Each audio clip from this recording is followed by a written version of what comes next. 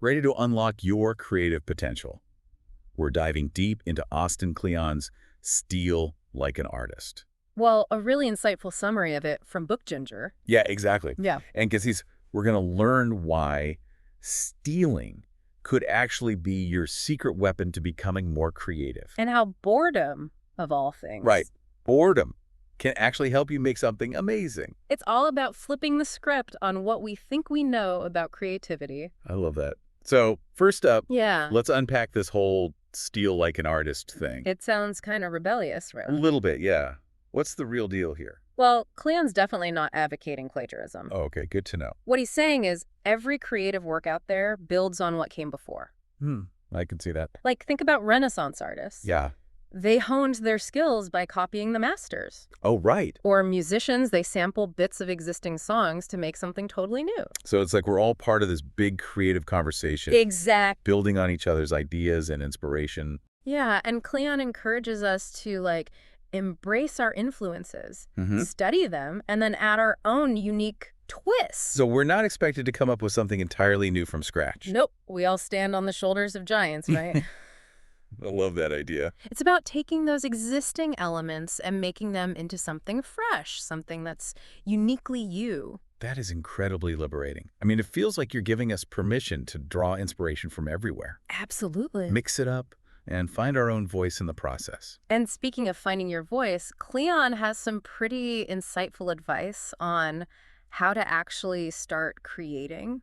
Okay, I'm all ears. Even when you don't know where to begin, you know? Oh, yeah. He challenges that whole find yourself before you do anything idea. You mean that feeling of being stuck, like you're overthinking and planning so much that you never actually get started? Yeah, that analysis paralysis. That's been there. Kleon's like, forget the perfect plan, actionize the plan. Whoa, I like that. Just jump in, embrace the uncertainty, and figure it out as you go. He makes it sound like an adventure. He actually calls it an adventure. That's such a good way to look at it. It reminds me of learning to ride a bike. How so? You can read all you want about balance and pedaling, Yeah. but you'll never actually learn until you just get on and try. That's the point he's making. By taking action, you discover your passions, your strengths, Right. and even your creative voice along the way. It all just unfolds organically. Exactly. So instead of waiting for that aha moment, Right. the key is to just show up and let the work guide you. And here's where Kleon's advice might surprise you. Okay, hit me with it. Especially in our digital world, he emphasizes using your hands in the creative process.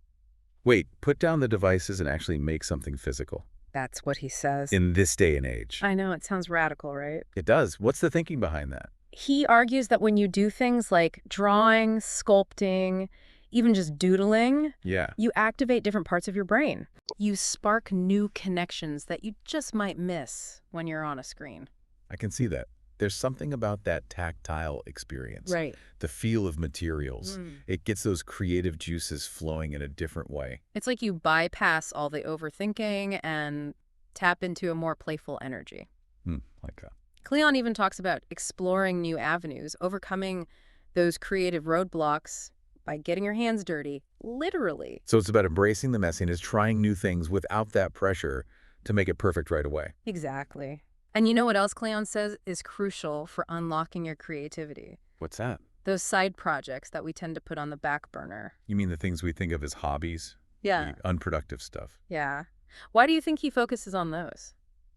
Well, I guess because they're where we can really let loose and explore without any pressure. He argues that's where true creative freedom lives. It's like a playground for experimenting. Exactly. It's a space to discover hidden talents. And recharge your creative batteries. He sees them as fuel for your creative fire. That takes away the guilt, you know? It's not wasting time. Right. It's actually nurturing our creativity. And once you've been creating, experimenting, working on those side projects, Kleon has one more piece of advice. Okay, lay it on me. And this one can feel a little scary. Share your work. Ooh, yeah, that vulnerability is real. Putting yourself out there can be intimidating, It can be terrifying. but I bet Kleon has a different perspective on why we should share. I'm sure he does. What's his take? He says it's not about looking for validation or applause. Okay. It's about inviting feedback, sparking new ideas, and connecting with other people who get it. Other creatives who understand this struggle. Exactly. It's like throwing your ideas out into the world and seeing what comes back. What resonates, what new connections you make. He even uses the phrase iron sharpens iron. Ooh, I like that. When we share our work, we open ourselves up to constructive criticism, to different perspectives, potential collaborations we never even imagined. So we could find mentors, collaborators, a whole network of support we wouldn't have otherwise. Exactly. He emphasizes that getting over that fear of judgment is key. To really connecting with others. And embracing the generosity of the creative process. Okay, so we've covered stealing, starting before you're ready, using your hands. Don't forget embracing side projects. Oh, right, and sharing your work. Whoa, that's a lot. What other counterintuitive wisdom does Kleon have for us? We'll get ready for this one. He says to be boring. Boring. That doesn't exactly scream creative genius. It sounds crazy, right? It does. But what he means is that having a consistent routine, even if it seems mundane, Correct. can actually unlock those bursts of creativity. So it's about creating a structure that frees up your mental space. For the good stuff. Exactly. Like if you're a writer, maybe you sit down at your desk at the same time every morning. Even if you don't feel inspired. Even if. The key is consistency. So showing up consistently, even when you don't feel like it. Creates space for the magic to happen. I can see that. It's like laying the groundwork. He uses a great analogy for this, too. What is it? It's like taking care of a garden. Okay. Weeding and watering might not be exciting, but they're crucial for the flowers to bloom. So it's about creating the right conditions for your creativity to thrive. Exactly. And speaking of creating the right conditions, Kleon's final piece of advice might blow your mind. I'm ready. Bring it on. He says that creativity is subtraction. All right. Now I'm really intrigued. What does he mean by that? Our instinct is usually to add more to our work. More details, more features, more everything. Right. We think it makes it better. Yeah, I'm totally guilty of that. But Kleon argues that sometimes the real key is taking things away. So simplifying, refining, getting down to the pure essence of the idea. You got it. It applies to everything, not just writing or art. Really? Yeah. Like what? Well, think about it. Sometimes the most powerful sentences are the shortest, most direct ones. That's true. Or in design. Yeah. Sometimes a minimalist approach can be so elegant and impactful. Much more than a cluttered design. He uses this brilliant analogy of a sculptor chipping away at marble. Oh, I love that. You start with a block and you chip away anything that isn't essential. Until you reveal the masterpiece inside. Exactly. It's a reminder to be ruthless with our own work. Let go of the things that aren't truly serving the core idea. It's a powerful concept. Yeah. And I can see how it applies to so much more than just creative stuff. Absolutely. And that brings us to the end of part 1 of our exploration of Steal Like an Artist. But don't go anywhere just yet, because in part 2, we're going to delve into the practical side of things. We'll be exploring how to apply these mind-bending ideas to your own creative journey. It's going to be awesome, so make sure to tune in for that. Welcome back. We're diving deeper into the practical side of Steal Like an Artist. Yeah, how to actually use this stuff. Exactly. And you know, one thing that really stuck with me was how Kleon emphasizes connecting with other creatives. It's so true. Even though these fields can feel pretty solitary sometimes. Yeah, for sure. It goes back to that idea of stealing, being more about inspiration and transformation. Not straight up copying. Right. So surrounding yourself with other people's work. It's not just about imitation. It's about sparking new ideas. And seeing how they tackled problems you might be facing too. Absolutely. It's like we can't create in a vacuum. Nope. We need that cross-pollination of ideas, that inspiration from engaging with what others are doing. And it goes beyond just consuming their work, you know? What do you mean? It's about actively engaging with it. Oh, okay. Asking questions, having conversations, even respectfully critiquing what you see. Ah, that's how we learn and grow. Exactly. And Kleon even talks about the importance of having a genius. A genius, that sounds way cooler than just a lone genius. It is. It's like a creative ecosystem. I like that. A whole community of artists, writers, thinkers, makers. All supporting and inspiring each other. Yeah.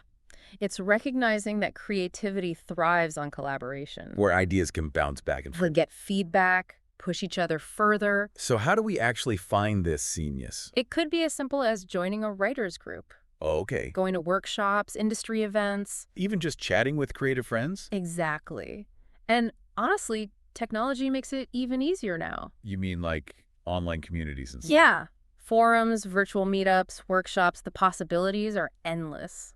I love how that shifts the focus from competition to collaboration. Right. It's not about being the best or the most original, It's about adding your unique voice to the conversation. and by sharing our work, being part of that genius. We help ourselves and contribute to a collective creative energy. Who knows what amazing things could come from those connections? Right. Okay, so connecting and collaborating, got it. Mm-hmm.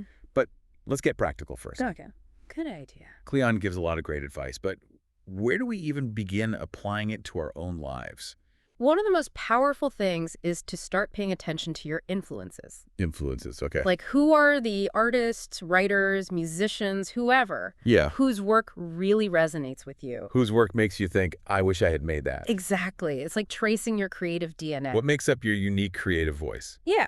And once you have a clearer sense of those influences, you can start to see patterns, connections. Okay. Maybe you're drawn to certain colors in art or a particular writing style. Or a certain way of composing music. Yes.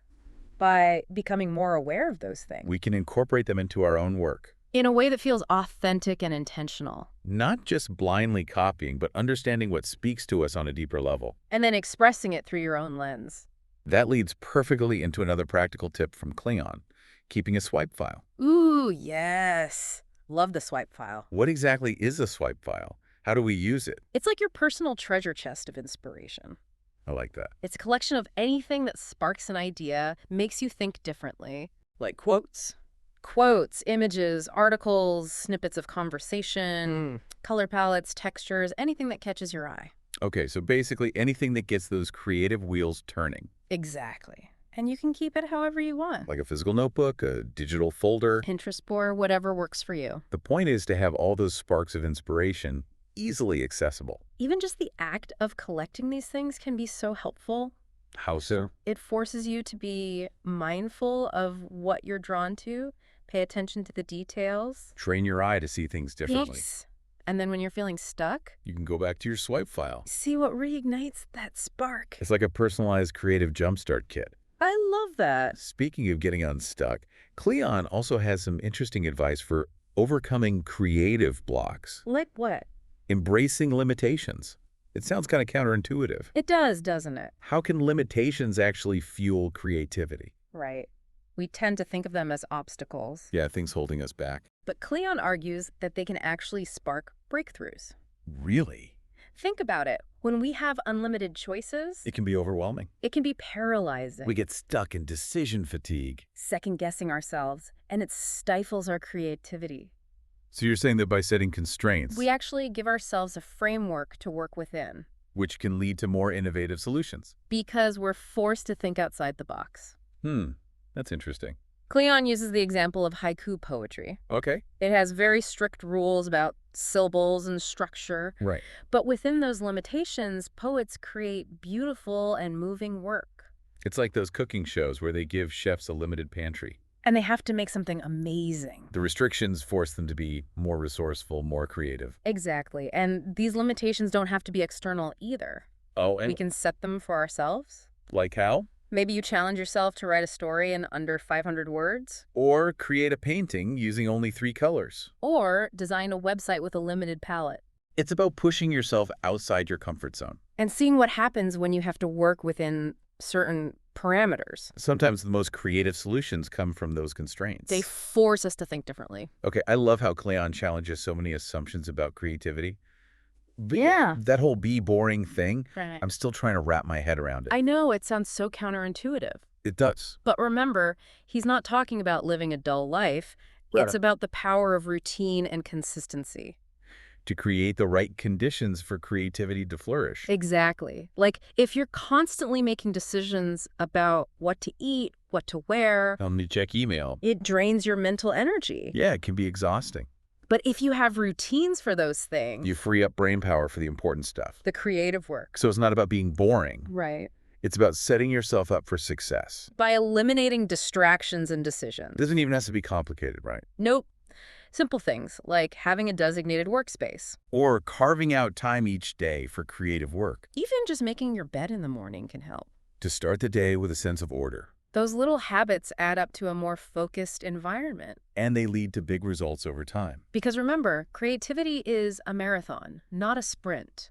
It's about showing up consistently, even when you don't feel like it. Trusting the process. So not waiting for inspiration to strike. But cultivating a creative practice that welcomes it. By building those routines, embracing the boring stuff, We actually give ourselves freedom to be more playful and experimental. it's like setting the stage for the magic to happen. That's where Cleon's advice is so brilliant. He's not just giving us tips, he's giving us a whole new way of thinking about creativity. And it's so empowering and liberating. He reminds us that we don't need permission to be creative. We can start right now with what we have, wherever we are, And by embracing these principles, we can unlock our potential. and create work that is meaningful and impactful. But hold on, folks, because we got one more piece of this puzzle to explore. In part 3, We're tackling the most challenging aspect of Cleon's philosophy, the art of subtraction. that's where things get really interesting. All right, we're back for the final part of our deep dive into Steal Like an Artist. And we've saved the most mind-bending concept for last. The idea that creativity is subtraction. It really does kind of flip everything on its head, doesn't it? It does. Our instinct is always to add more. More details, more features, more I everything. think that's what makes our work better. Right, but Cleon's like, hold on a second. He suggests that sometimes the magic happens when we take things away. To make our work stronger and clearer, more impactful. So it's like a minimalist approach to creativity. Exactly. Every element has to earn its place. Nothing extra, just for show. And that can be tough, I get it. It can be really tough, especially when we're so attached to our ideas. Like, it can feel like cutting off a limb. Right. To get rid of something you put your heart and soul into. Cleon acknowledges that, but he makes a strong case that this willingness to let go, To be a ruthless editor of our own work. that's what lets the true essence of our ideas shine through.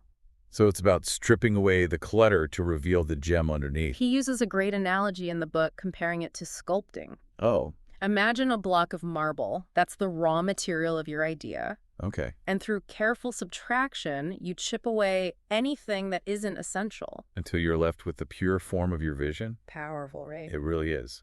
Less is more. And it applies to everything. Not just writing and design. Nope. Music, anything really. Give me an example. Okay, in writing, it could mean cutting out words, phrases, even whole paragraphs. To make the writing tighter. more impactful, yeah. And in design, maybe simplifying a layout, reducing colors. Removing anything that's not necessary. To create a sense of elegance. And visual clarity. What about music? Think about stripping down a complex arrangement. To the bare bones. Letting the melody and harmony breathe. I'm convinced this subtraction thing is powerful. It is. But how do we actually do it? One thing you can do is ask yourself some key questions. About your work. Yeah, like, what's the core message here? Right. What elements are absolutely necessary to communicate that? What can you remove without sacrificing the impact? It's like filtering your work, getting rid of anything that doesn't have a clear purpose. And getting feedback from others can be helpful too, right? Oh, definitely. Sometimes we're too close to our own work. We can't see the forest for the trees. Exactly.